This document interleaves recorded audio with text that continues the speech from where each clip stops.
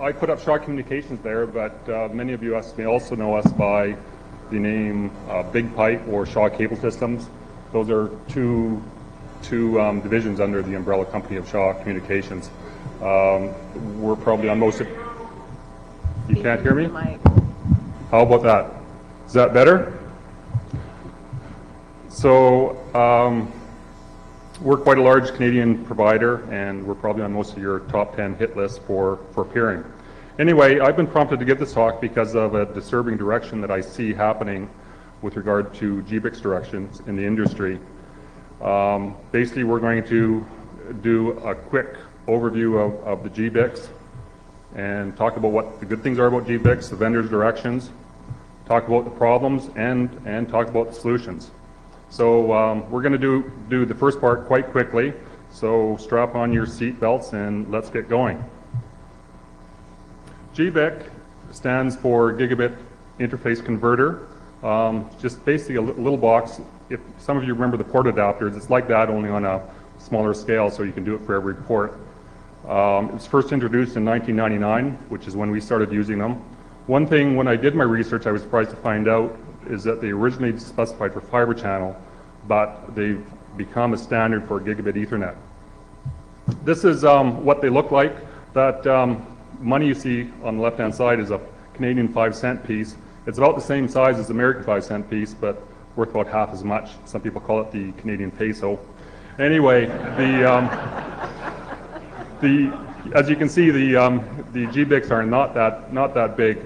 The top ones are the older ones, the larger GBICs that came out in '99, and the smaller bottom one is the newer ones that started this whole problem, which came out this year. The smaller ones are called SFP GBICs, for small form factor pluggable. They were required for higher density cards. Just to clear up some of the confusion in the literature, if you read about this, there's also a number of other names that they're called. Some people call them mini GBICs. Some people call them SFF GBICs for small form factor. In fact, the standards group that developed the GBICs goes under the name of SFF. And so if you look at the literature, you'll find them under that name.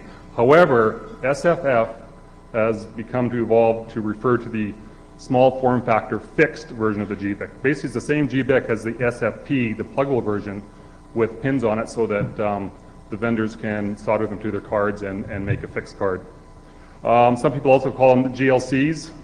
That's really a misnomer. That's a gigabit or a GBIC with the LC connectors. And other people call them new GBICs or next generation GBICs. But that's a bit of a misnomer now as well, because there's something new coming out called the XFP GBIC. And the X stands for the Roman numeral 10, which is gives you speed up to 10 gigabits, whereas the SFP GBICs are only up to 2.5 gigabits. And that's all I'm going to say about the XFP. I just wanted to make you aware of that, so when you look at the literature, you're not confused. So as far as terminology goes, just to be consistent, I will always refer to the smaller version of the GBIC, the SFP or SFP GBIC, by those names. When I use the term GBIC, that'll either refer to the original larger version, or, and it will be clear by context, it'll refer to all GBICs generically. That is where size doesn't matter, which is something women have known for a long time, but that men have still a hang up with. Okay, GBICs. Well, that just slid right under there, didn't it? Maybe I should have mentioned it was something Kathy knew for a long time, but anyway, she was nice to me, so I'll be nice to her. GBIC types, they come in a lot of different flavors. I'll just quickly go through them so that you're not confused when you see them in the literature. There's the SX, LX, and LX70. Those are kind of the original GBICs that came out. Basically, the difference between them is the distance they go. And that comes to one of the advantages of GBICs. I mean, if you need to go further distance, you don't need to throw away the card. You just unplug the GBIC, plug in a new one that goes a greater distance, and you get that. The distinction is starting to blur a bit because there are newer, smarter GBICs that can do multi-mode or single mode up to 10 kilometers now. So it's kind of a cross between the two. And again, that's the advantage. You can take advantage of these newer GBICs as they come out and keep your card. There's a copper version of the GBIC, which actually came out after the optical version. And CWM and DWM, basically those allow you to go even a larger distance and allow you to support different number of data streams in a single pair of fiber. 8 wavelengths are common for the CWM, but 18 are really possible, and 45 wavelengths are common from what I can see in the DWM, but again, 176 are possible as we go along here in the future. And also, if you have a sound infrastructure, there are GBICs now coming out that will do OC48 and OC192. So, GBICs are covered under a number of different standards. The original SX and LX GBICs are covered under IEEE standards, and I've given you a web link there if you want to look at it. Actually, the web link I've given you, there's a lot of different places on the web where you can find this information, but this is a link which has kind of compiled it all together and is a really good place to go to as a hopping point to the others. So SX and LX, IEEE, all other GBICs, including the SFP, are covered under MSA or multi-source agreement standards, and then the Ethernet part of it, again, is the 802.x standards, and I give you that there as well. So basically, this GBIC standardization has created a niche manufacturing market. And from what we can see, for all the equipment that we use, there seem to be just a very small number of vendors that actually produce GBICs for the larger equipment vendors or OEMs. It's a bit of an incestuous market you'll find out there. I know there's other GBIC OEM companies out there, but if you look at them closely, you'll find that some of the product lines are actually remarketing some of these other ones that some of the main GBIC companies, OEMs, will produce. One thing that you may not be aware of is that none of the larger network equipment manufacturer or vendors actually make their own GBICs, and that includes people like Cisco, Extreme, and Juniper. They merely get the GBICs from someone else who can do it a lot cheaper and remarket them. So the good news about GBICs, we've covered off some of those. Again, you just change the GBIC to go different distances, or just change the GBIC to use different technologies. Not only can you keep the card and replace the GBIC, but as the vendor comes out with new cards, you can actually keep the GBIC and just replace the cards. Also, there's minimized downtime during changes. They're designed to be hot swappable. You can pull out a GBIC and you don't take down the rest of the customers on the card. Also, there's a faster time to market to new technologies. I mean, the engineering involved with doing something as discrete as a GBIC is a lot faster than doing an entire card. So you can bring that to market a lot faster. Also, they have a pay-as-you-populate cost structure, so you don't need to buy everything up front if you're not sure whether you're going to need short range or long range or CWM or DWM. You just buy it as you go, and that can save a lot of cost. Increased reliability, there's a lot of these GBICs out there, and if there is a problem, you only have to recall the GBIC, not the entire line card. Also, better availability. There's more places to buy from, and as the market demand increases and technology demand increases, you're likely to have supply there. There's also a number of sparing and support advantages. Basically, in reducing inventory costs, you don't need to keep a GBIC for every equipment vendor you have out there, and also multiple sources mean quicker replacements. And also some of the, I don't know about you, but some of the NOC support people we have out there are not the brightest in the world, and it really makes it a lot easier that they can just pick one GBIC out of their bag and use it and not have to worry about it. The big advantage that most people consider is the reduced cost. This standardization allows for mass production. The mass production means lower costs, and hopefully the lower costs for vendors mean lower costs for you.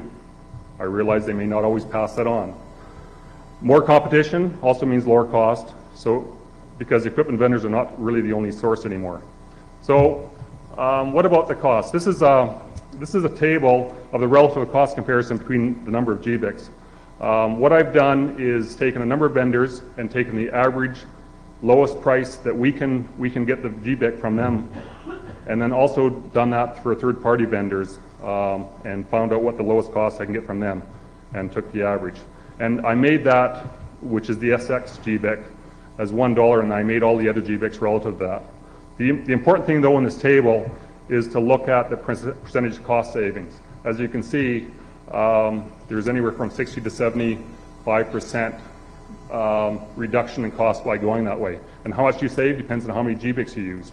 For our company, that involves many $1 million of savings per year. You'll also know at the bottom that I don't have costs for the vendors' GBICs. That's because at the time I did this, they didn't fix a price for those yet, but we were able to get that technology directly from third parties or from the OEMs themselves. And so we had a greater lead time and could use that technology to our advantage earlier. So with all this good news, there must be some bad news, and this is no exception.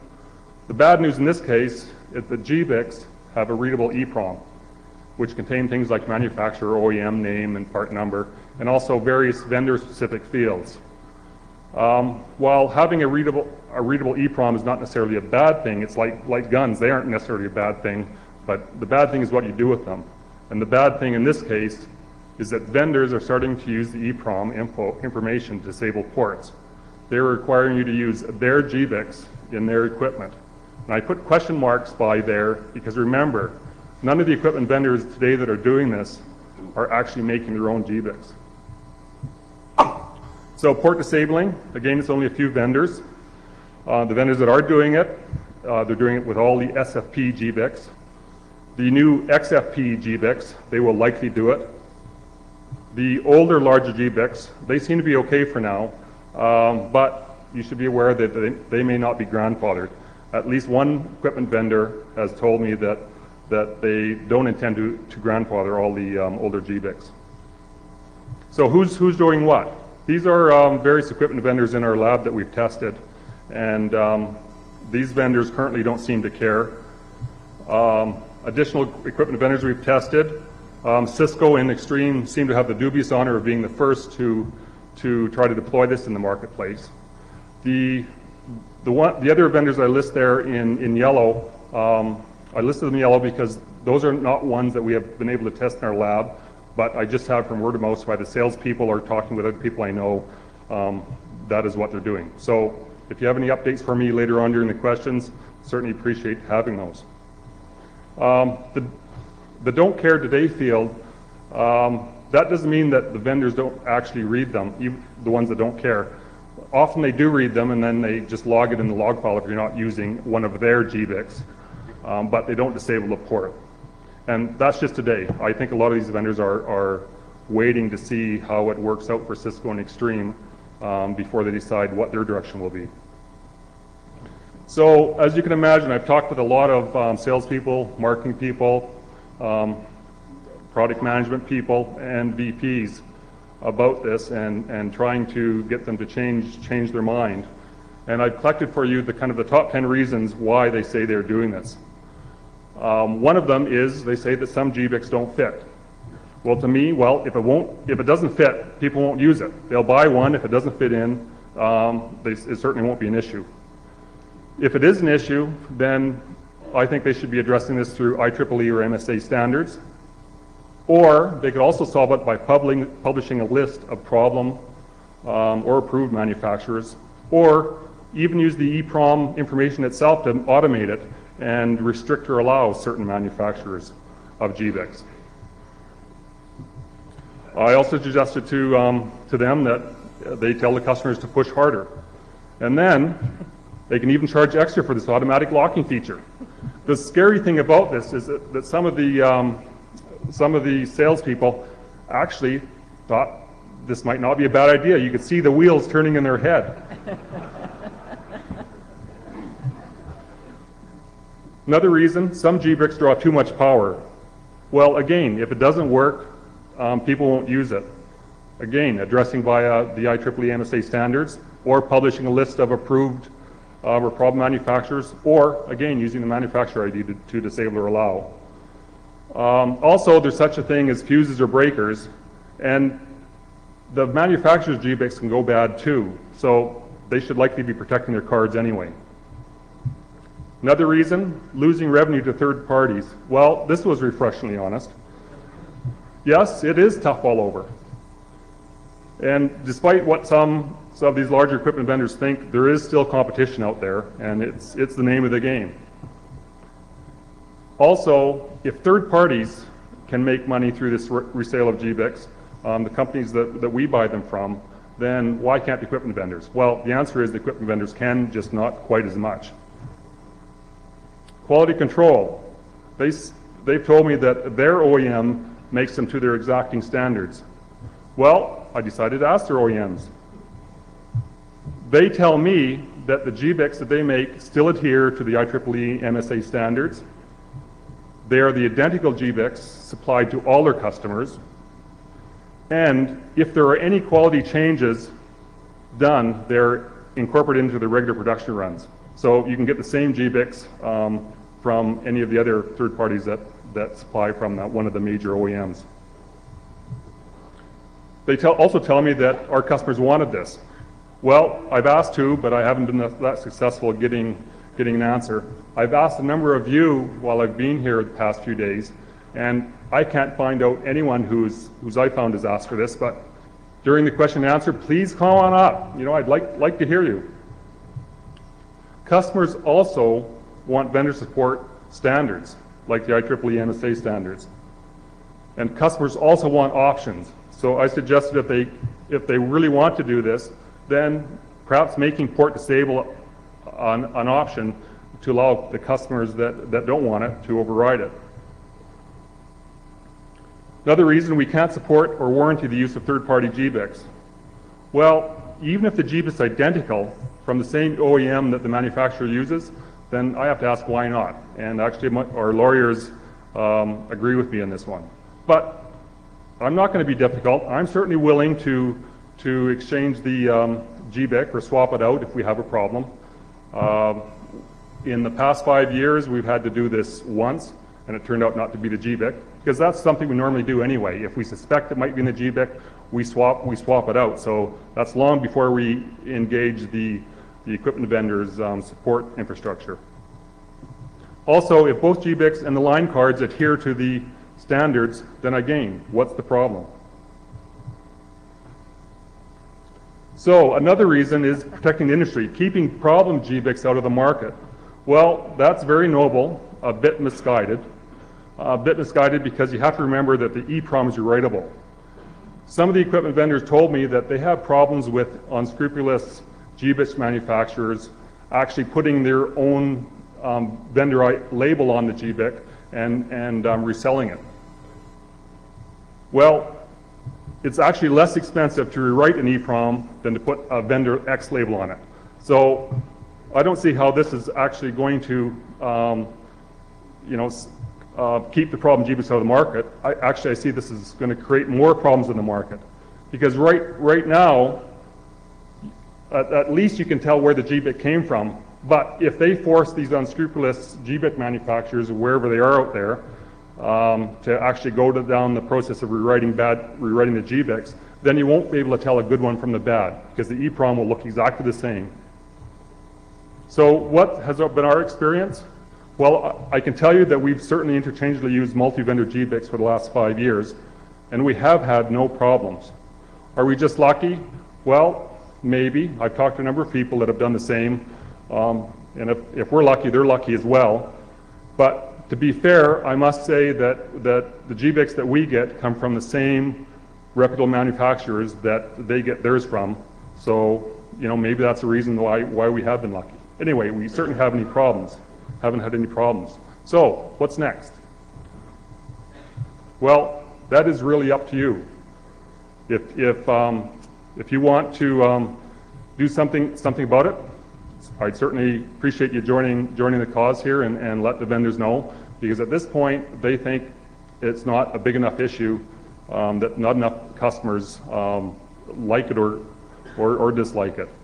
From a Shaw point of view, we're certainly going to push the vendors to make disabled port an option. Personally, I'd like to see the expansion of GBIC use to other cards rather than limiting it. I'd like to see OC48s, use the GBIC technology so that you could plug in long reach and short reach or whatever you want without having to buy those up on the card up front. And ideally, in the future, I'd certainly like to see one card that maybe supported a number of different interface types, and you could just put in the GBIC that you needed. So if you want to contact the equipment vendors, one thing I should warn you about, that their first approach will be to try to make you and this problem go away is by reducing the GBIC's cost. That's what they did for us. But hopefully, as I've shown you, it's not just a cost issue. If you want to contact your equipment vendors, I think that's a good idea. Remember, it's still early in the game, and I think many other ones are still sitting on the sidelines, so I suggest you do so. I'd find out what their equipment or their GBIC direction is, even for the vendors that are not currently disabling GBICs, just to make sure they don't head that way. If you're doing a major purchase, you may want to put multi-vendor GBIC support on the purchase and support agreements. And I'd also strongly encourage you to encourage the vendors to become actively involved and support the IEEE MSA standards that are out there for GBICs now. So basically that's it. I've listed you another slide of more information if you'd like it, but we're at the end, and certainly like to hear your questions and any ideas you've had or experiences you've had with regard to this issue. Thank you very much.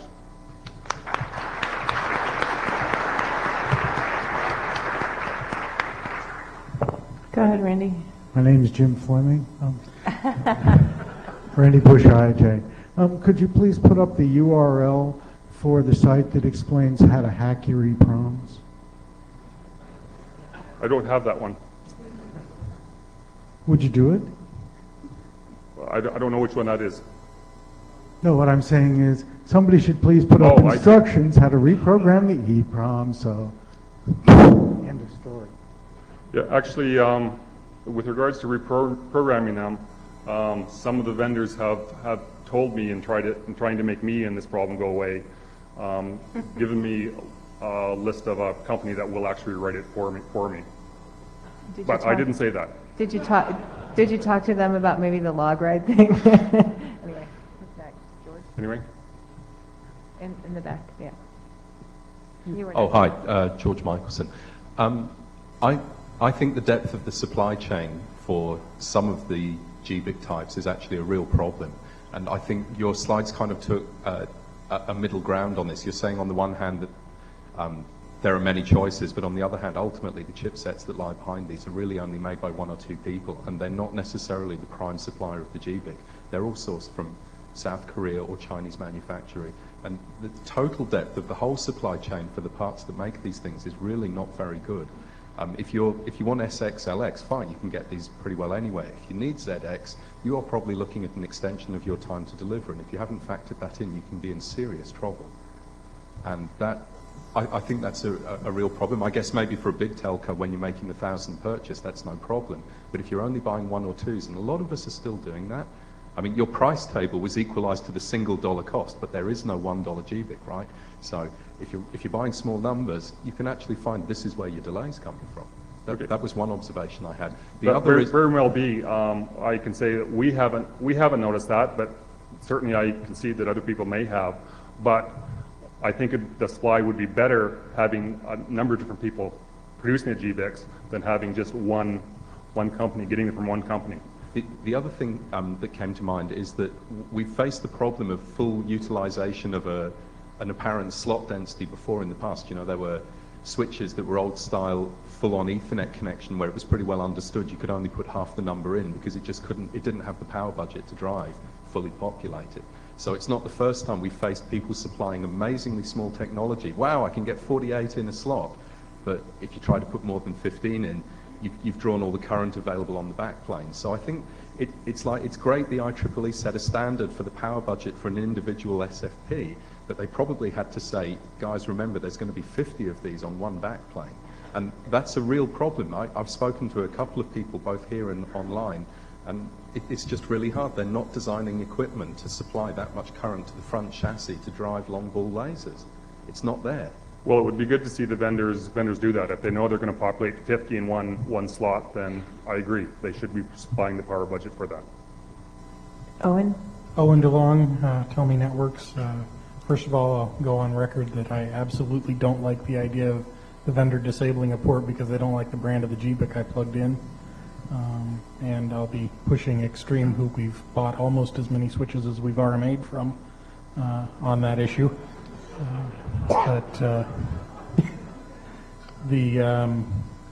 Yeah, I think it's very important that we push the vendors on this and push not to have them disabling ports just because they don't like brands. Thanks for your support. My name is Barton Bruce from Global Naps. We had one vendor come in as a big Sonnet box, and they said, oh, well, we'll give you this 8-port OC848 card really cheap, and then you just pay as you grow because you have to buy our GBICs. And we said, okay, the meeting's ended. This is not going to fly. And this whole philosophy's bad because we've been getting some IQ grid DWDM GBICs offshore, and will be readily available here soon, not only GBICs but SFPs. And when you have a large amount of money tied up just to do different colors, you don't want to multiply that by the number of boxes you own. And we didn't quite kick that sales team out, but they came back a few months later and said, we took it back to corporate because you were really angry. And apparently other people have said the same thing to them. And so that particular vendor, which wasn't the big one of the big arrogances, is back down totally.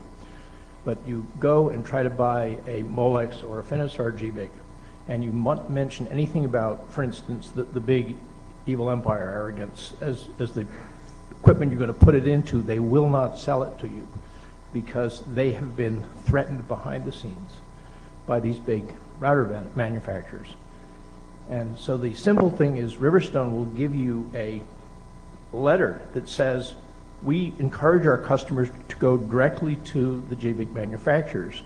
And you give the GBIC manufacturer a letter like that, a copy of it saying, oh, well, this is for our Riverstone, and here's the letter they sent us. And that gives them the credible deniability to sell to you directly. But, you know, the Junipers and the Ciscos have to learn that their customers are not going to be happy with that. Some people in the industry say that a lot of the existing GBIC manufacturers are going to go out of business because it's become a commodity. But the DWDM ones, which are coming, are going to be good money for them for a while, and that's why we got to keep these cheap, because we've got to keep them from trying to do licensing things with it, because multiplying all the different colors there are in the 100 gig space IQ grid times all the vendors you have will make you go broke, and it stops being a usable thing. One of our staff had put a thing on the NANOG mailing list a while ago looking for a little box. It would have 2 GBIC or 2 SFP slots in it, so you could take a generic 1310 signal out of any existing card, stick it into this with a cheap GBIC, and then going the other way, you could plug in any IQ grid card you want. So you could convert a cheap card that you can buy used on the market to an IQ grid, high-powered something, just by having these little adapter boxes in between. I also see the availability of that kind of hardware the way to threaten and arm twist the vendors into not charging you twice as much for the same OC48 card. You go from a short-range 1310 to a high-powered IQ grid card. Because you just say, well, look, why are you being stupid? You should charge us a little bit more, but not a lot, because we'll just adapt it to this external thing. So if anybody's seen that kind of adapter, I still want to hear about it, but on the other hand, we've got several manufacturers looking at building it. Be a way of adapting existing things to GBIC, higher powered or different colors. I have a question. Kathy? Really quickly, I could see a huge operations problem with this. So if the big vendors don't support it, then you call customer service and you've got a broken router, and they say, oh, well, gee, you have this thing plugged to it, and maybe you could plug one of their approved ones in, but does it really derail the process of getting a problem solved? I mean, All I can say with our past experience, we have only had that problem once where we've had to use or plug in the manufacturer's GBIC. is it just because the people there aren't aware that you could have another kind of GBIC, or? I don't know whether they're not looking, but again, as I say, that's something we do up front anyway. When we're troubleshooting, is replace a GBIC if we think that's a problem. And when we go to the support team, they're either not looking or they don't care. But that was with the older GBICs. With the newer SFP GBICs, you don't have that option. It just doesn't work.